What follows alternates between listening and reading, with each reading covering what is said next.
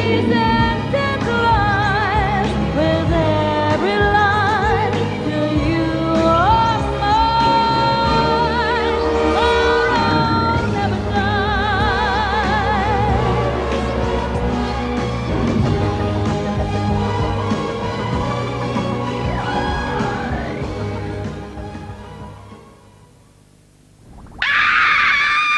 Don't move. He can't see us if we don't move. Toyota, sponsors of the ITV movie premiere. They call this a blowdown. Fire now! But what happens when you get a hang-up? Your heart sinks into your stomach. Demolition. We take our cameras where they've never been before. They just don't build them like that anymore. That's Demolition, coming up in a few moments. Uniform just arrested your friend, Stephen Warrington. Well, what's he done? It's for Cassie Booth, isn't it? Now I'm going round in circles. I get no body, no murder site. Gotcha. If the police were to find that filth on your computer, it wouldn't be my reputation anyone would worry about. I did not kill Cassie Booth. Richard E. Grant and Simon Callow star in the chilling conclusion to Linda LaPlante's Trial and Retribution 3. I trusted you! Thursday at 9 on ITV. So if you're looking for a fuller future, lean on the Liver. I love you, baby. It's good to be in love when you've only eyes for each other, when nothing comes between you. I just want to hold you. Run my fingers through your hair. Drop everything. Live Italian football, ITV2 and they 7:25. ITV2 is a free new channel available on digital TV through an aerial and cable TV.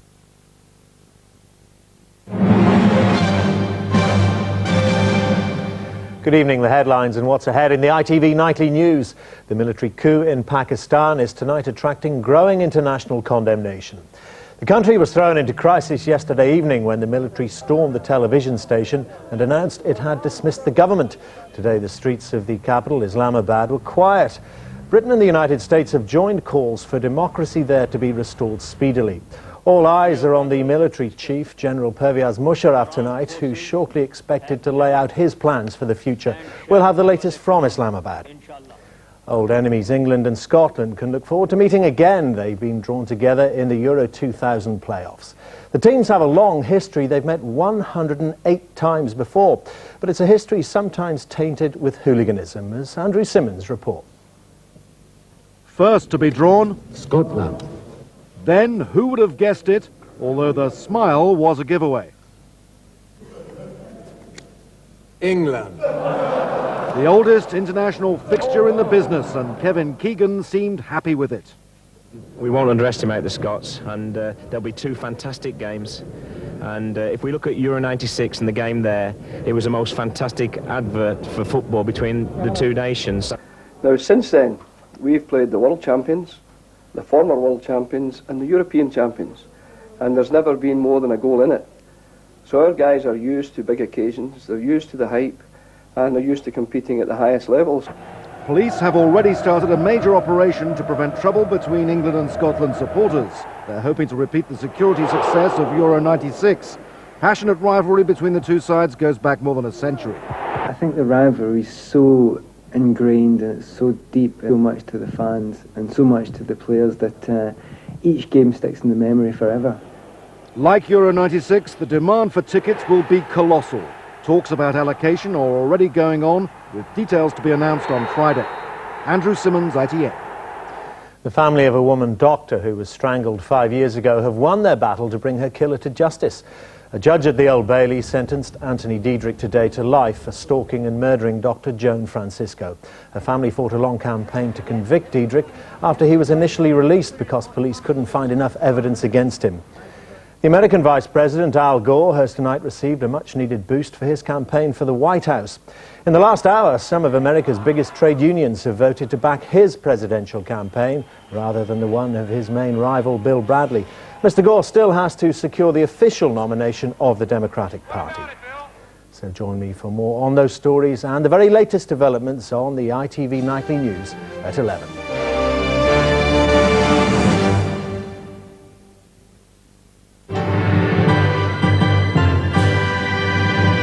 Now we peep into the world of the explosive experts, whose job is demolition.